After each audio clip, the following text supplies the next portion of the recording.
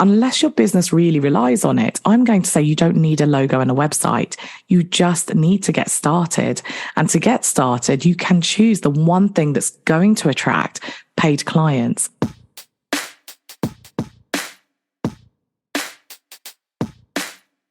We choose to run businesses for various reasons. And I just feel like if we get streamlined into one way of doing things and not enjoying it, we might as well work for someone.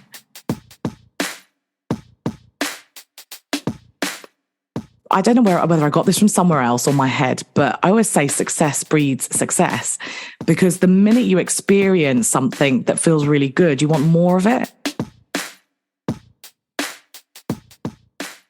I think teachers make for great business owners, and not just tutoring business leaders, but any business leader.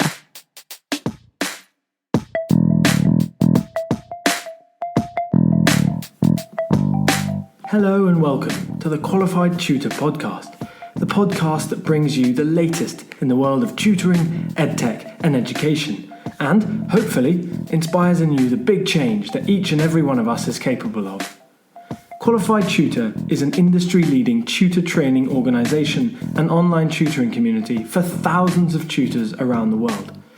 This podcast is the voice of this community, where we aim to hear from tutors, teachers, entrepreneurs, coaches, business experts, students, tutorpreneurs, and more from the world of tutoring about what inspires them every day, how they can help tutors like you, and what they've learnt about tutoring along the way.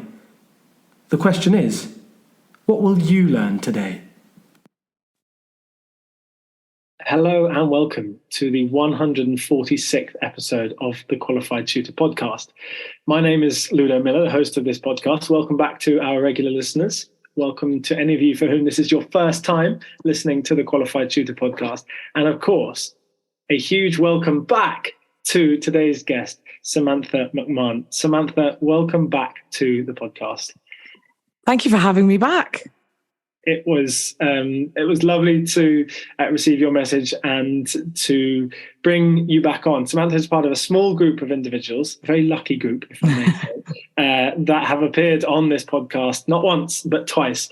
And we really couldn't be more pleased, because the first time Sam came on, it was a real game changer for lots of our audience. And we covered a great deal about a topic that is central to what you guys, our listeners, focus on, which is building tutoring businesses and really understanding how small business and the tutoring industry work together, which is exactly where Sumantha sits. And also because, I have no fear bringing you back on, Sumantha, because your content is constantly evolving, and we're not going to be having the same conversation as we had last time. And I know that what we'll be hearing is fresh, is original, is very nicely aligned with where we are now, which is the back end of 2022 and moving into 2023. So if you haven't heard of Sumantha, I can't believe you haven't. That means you haven't listened to all our episodes, so you should. But Sumantha is the founder of the Upgrade Project, as well as the Tutors Mastermind, which is a suite of live workshops, collaborative discussions, training videos, mentoring, and much, much more, all aimed at making your tutoring business better.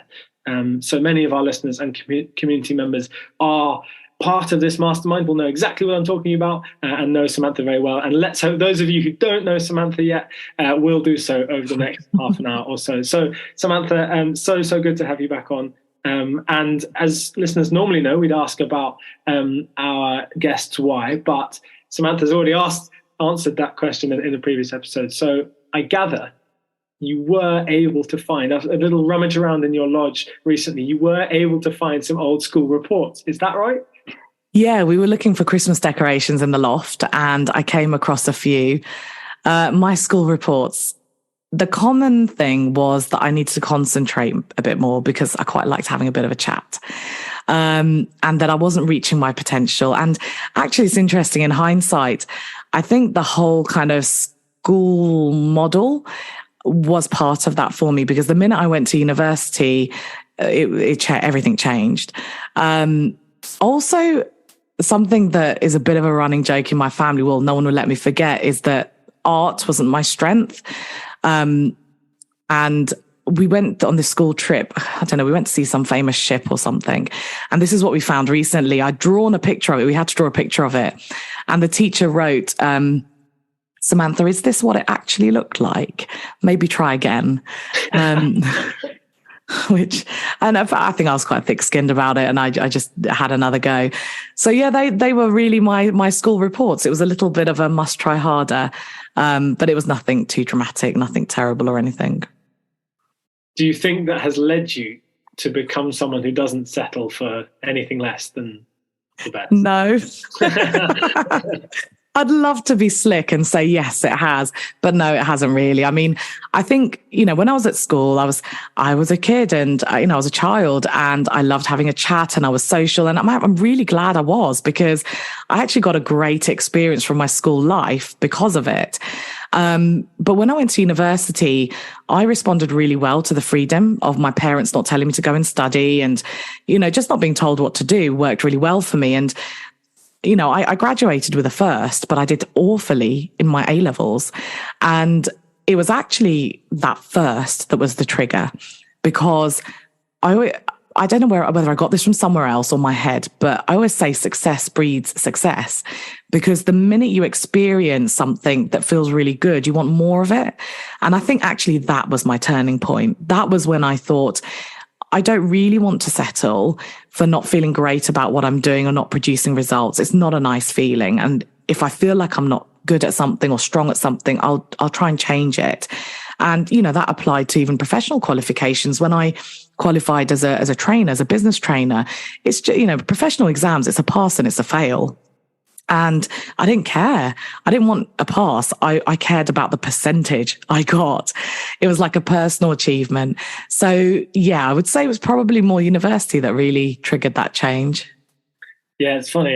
It's school reports are something that I've brought into this podcast because they're such a kind of core part of it. But actually, as you say, university, I can't even remember. Do you get reports at university? Or No, not really. I think that's the problem. Is university is a little bit more of a free. Just as you say, it doesn't have reports specifically because it's not about it's not about marking you every kind of term or whatever. So maybe I'll bring in school reports, or you can talk about your university experience. Yeah. Well, I remember dreading report time because I knew my parents would sit me down and tell me how I had to stop talking to my friends and all of this.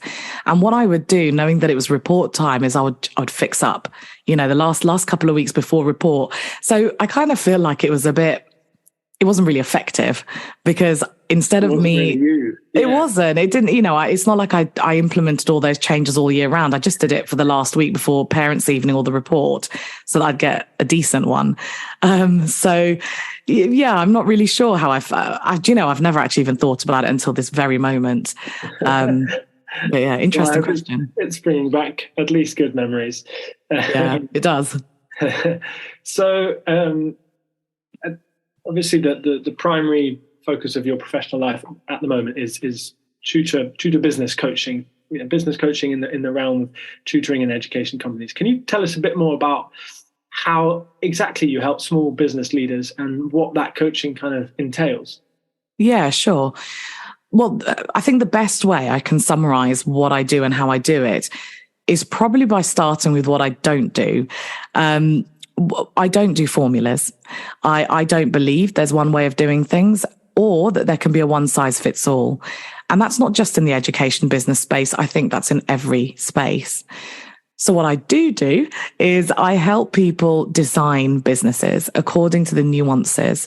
So, I'm an English tutor, 1 out of thousands, but how I do things are a little bit different to other people, and how they do things are different to me. So there are nuances, but also according to people's preferences and their lifestyles and commitments, because, we choose to run businesses for various reasons. And I just feel like if we get streamlined into one way of doing things and not enjoying it, we might as well work for someone, because it's way less stressful. You get the benefits and all the rest of it. So I'm a really, really strong believer in helping people tailor their businesses to what they like and what they need out of it. So in line with that, I offer different forms of support, but everything I offer is very flexible. So I work with people on a one-to-one basis for completely tailored coaching, but the maximum sessions they can book in advance is 4.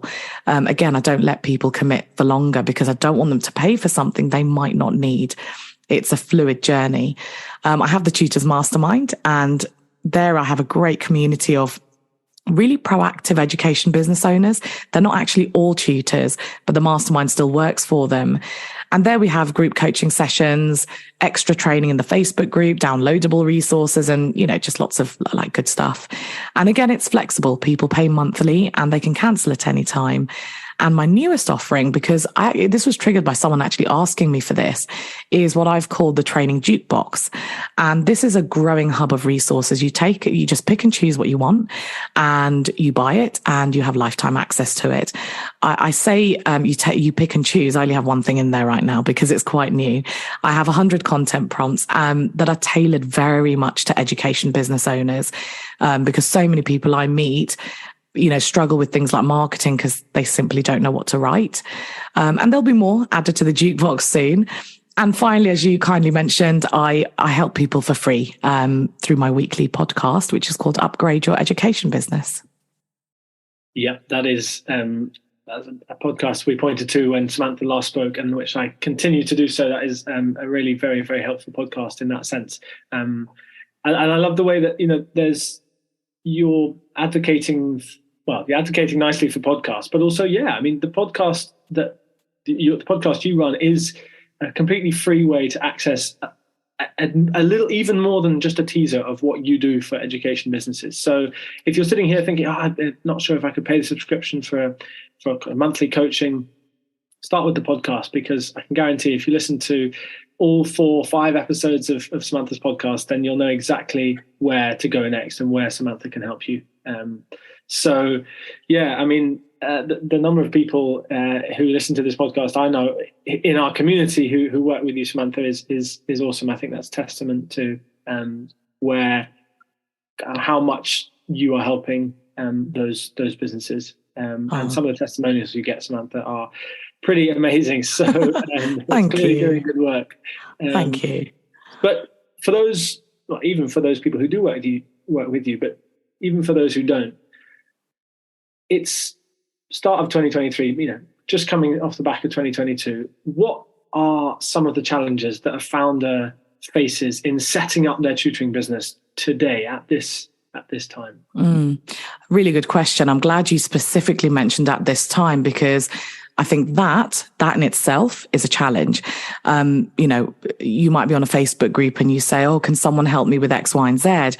And a lot of the advice will be what someone has done. But like what I did when I set up the business was in 2017. We've had a pandemic since then, which changed the landscape. So I think what you've just said is actually really important. But from the people I've met, I think there are 3 things that really, really flag up for me. I think the first one is a scarcity mindset, where people feel like they're entering a really crowded market. They feel scared they're not going to be able to compete. They're not going to be able to attract students. And this can lead to some, bad decisions, like offering too much for free or going into the market really cheap. And I say they're bad decisions because while they seem like quick ways to get your business going, and honestly, my very first business, which I set up when I was 22, that's exactly what I did. It's a really logical and intuitive way to do it. But what ends up happening is you have to then remedy it later. And I work with so many tutors where we are remedying that because they're now at a stage where they feel like they're working loads of hours, but they're not earning enough. They, when they add it up, all the hours they're working in their business, they're kind of on minimum wage. And it's really difficult to have those conversations with parents to say, my prices are going up. So I think that scarcity mindset can often drive that. And I would encourage anybody to really future-proof and to think about tomorrow instead of just today, but also not to undervalue the experience and value they're bringing to the table. Yes, you might be a new tuition business, but you're not a new educator. You still have years of experience that's underpinning that, and that's worth something. So, and money is a communication tool. It's not about the bottom line. You're communicating that value proposition of what you're putting forward. So I think that that's one thing that can be tricky. And I think a second challenge is just not knowing where to start. Do I do my terms and conditions, a website, a logo, a this and a that? And traditionally, that's where people start. They start by creating a logo and a website. Then they announce, I have a new business. But I'm going to go against that a little bit. I know that's really common practice. Again, I've done that. But unless your business really relies on it, I'm going to say you don't need a logo and a website.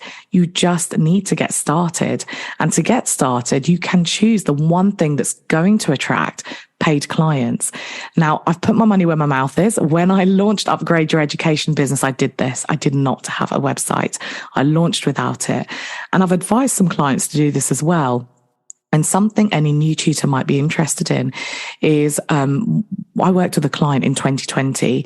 He set up his brand new business. He wasn't even a tutor. He had been a teacher a while ago. So he wasn't really in the space or networking at all. And he set it up during lockdown.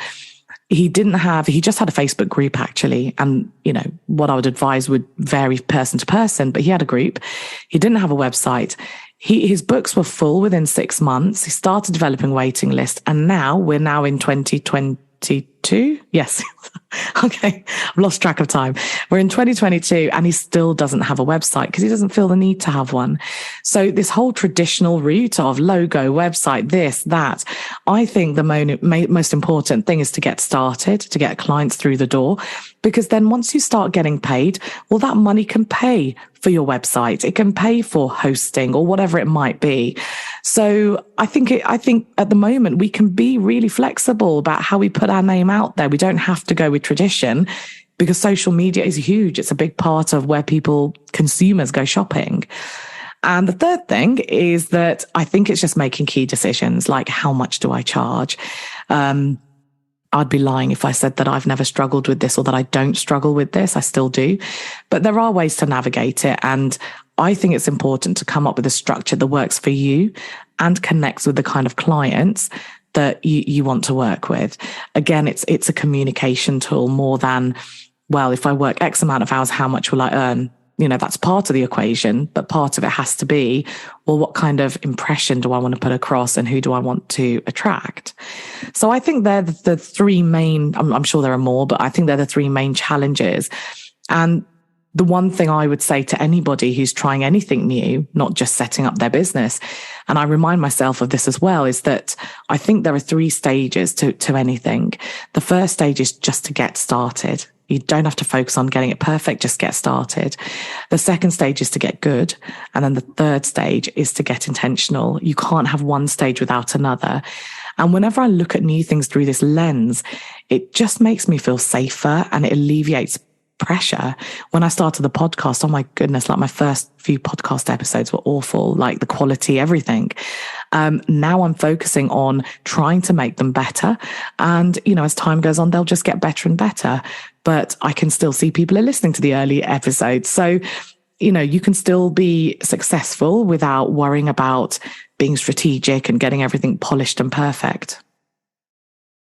Wasn't I one of the first few podcast episodes? Yeah, but yours was really good. I mean my solo ones. I remember my first one. Weirdly, it's the most popular one, maybe just because of time. It was 40 minutes long.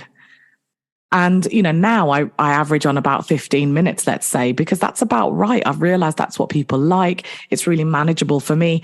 But I didn't really think about it. I didn't invest in a microphone at the time. I was speaking through my webcam's microphone. There were so many things about the quality, but it's fine. It got my podcast started. And it's the same with, tuition business. Okay, you don't have a slick onboarding and invoicing system. That's fine. Just start teaching. Just do the basics, get basic terms and conditions out there so you're protected. And start getting those testimonials and the experience and getting your name out there. And then it's this snowball effect. Things can build upon that. If I had a motto, it would be do it your way. Yeah. Just do things your way on your terms.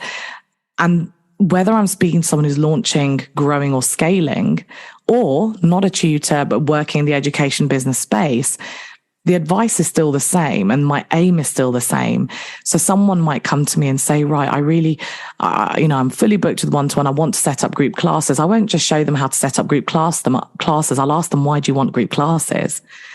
It starts with that question of, shall we just check this is definitely the direction you want to take your business in? Because if you want to make more per hour, there are loads of ways to do it.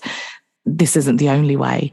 So, I would say the thing that drives everything that I do is that we have to make our businesses something that we love, that we enjoy. We're not going to love it every single moment of every day, but it's got to give us what we need out of it. Otherwise, it feels pointless if we're just, doing a routine and we're not enjoying it and we don't feel fulfilled and we're being forced to post every single day at 5 o'clock on LinkedIn because that's what, you've got to do what works for you. It's got to be sustainable.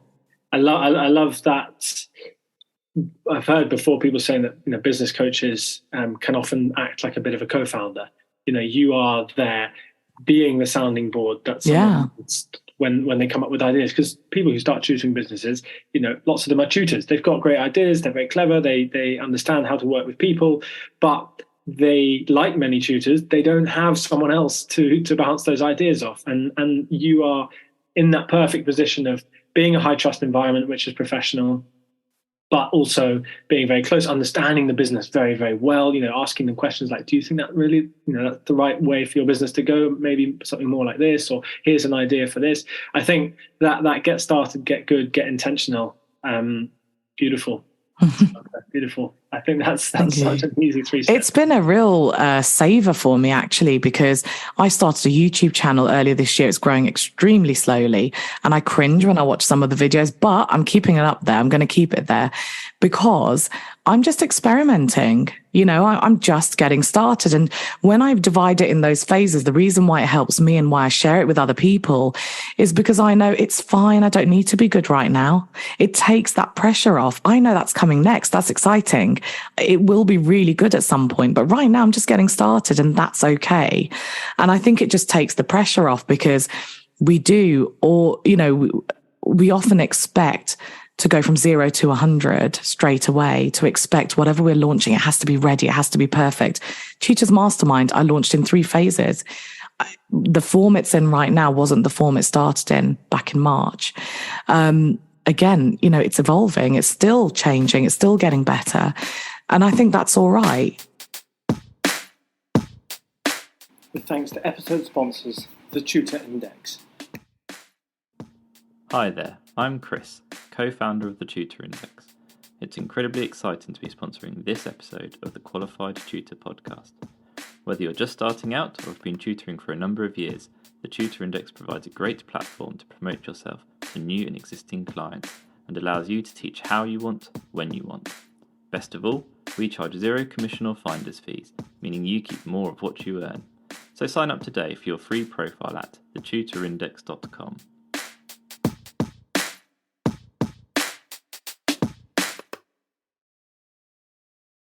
Now, I want to shift the conversation just slightly. We're not coming towards a bit of a close here. Just a couple of questions I want to ask next. And I was saying there that, often tutoring business leaders have been tutors, and a lot of the time they've been teachers as well. Sometimes they might even still be teachers while they're setting up their tutoring business. And I wanted to know what your thoughts were on this, because you've worked with lots of tutoring business leaders. I wonder if the skill set of a teacher, an ex-teacher, can make for a good tutoring business leader, and if so, why that might be. I think in most ways, absolutely yes. Because I think teachers, I remember this from the classroom, we have skills without really realizing we have them because we just use them every single day, split second decisions and fast moving.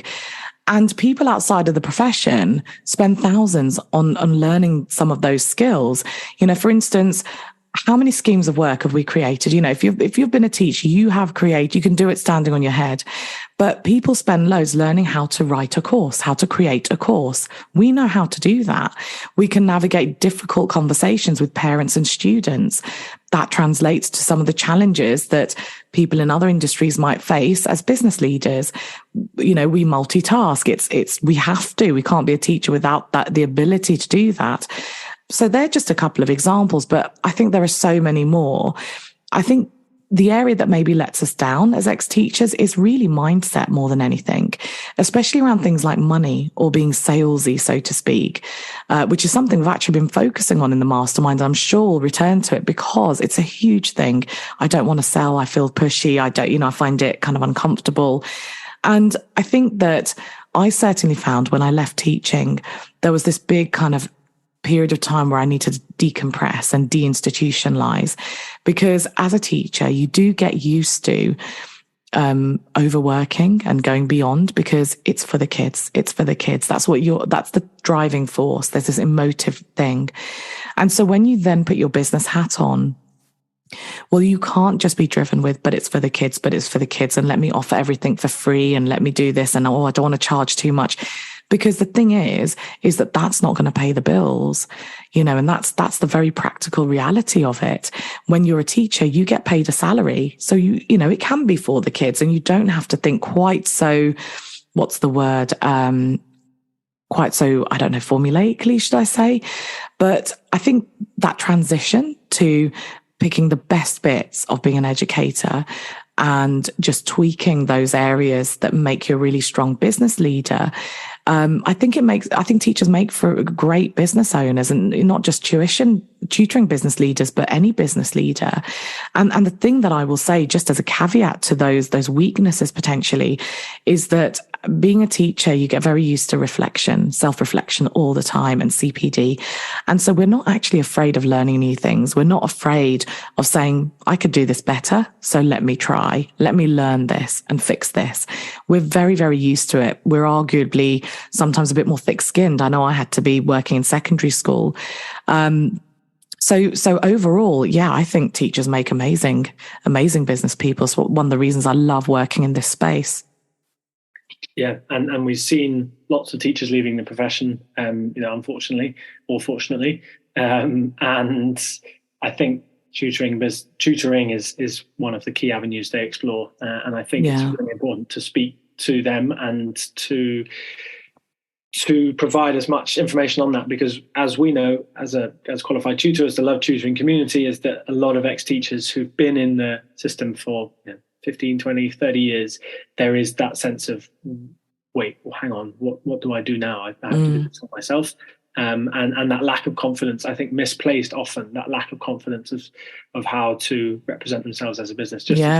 Kind of, I don't want to charge people. I'm happy to work overtime. We see that the whole time in our community, and people going above and beyond for their fellow tutors. And I think that comes from the classroom environment.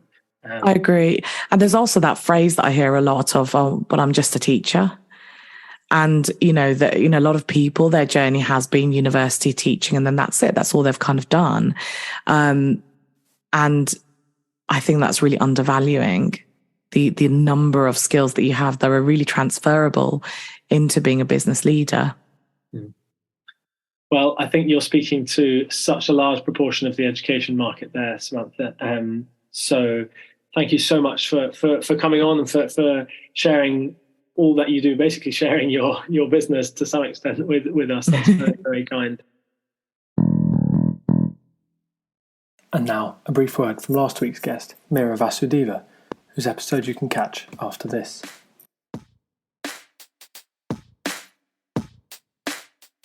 Hi, my name is Meera Vasudeva, and I really enjoyed being on the Qualified Tutor podcast, as it gave me the opportunity to do something different and try a new experience.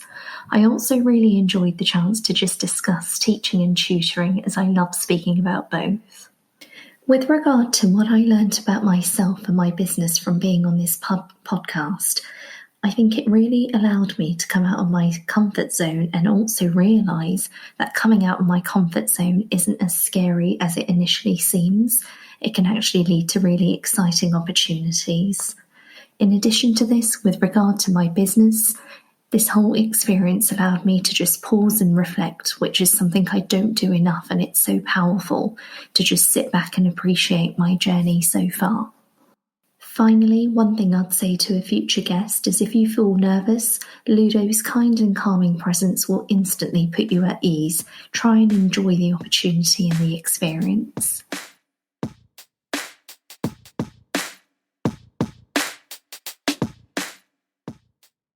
I just have one final question, Sumantha, which is, this is January 2023. What is next for you? What's next for Sumantha McMahon? What's next for me? Well, I think what's next for me is actually just enriching and maintaining what I've already set up.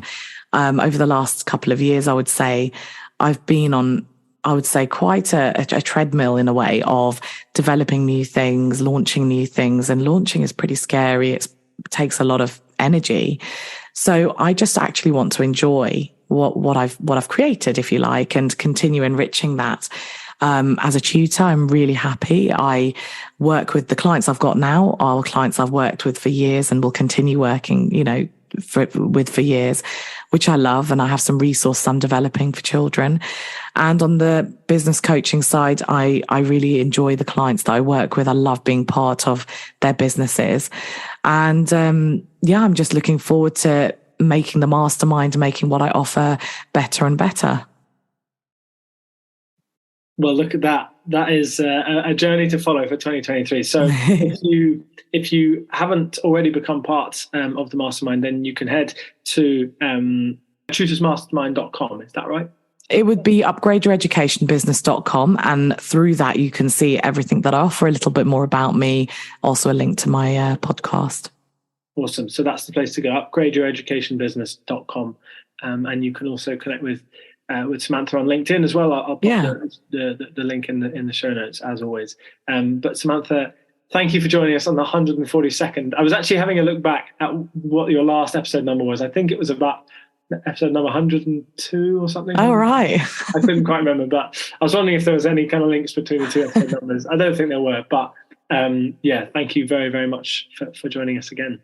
Oh, thank you for having me again. Thank you. Yeah. So thanks, listeners, for joining us. We will see you all again next time for the 147th episode. But Happy New Year for those celebrating it. And we look forward to hearing from you in the community and in our Qualified Tutor podcast support group as well. But for one final time, Sumantha, thank you very much and see you soon. See you soon. Bye. Bye.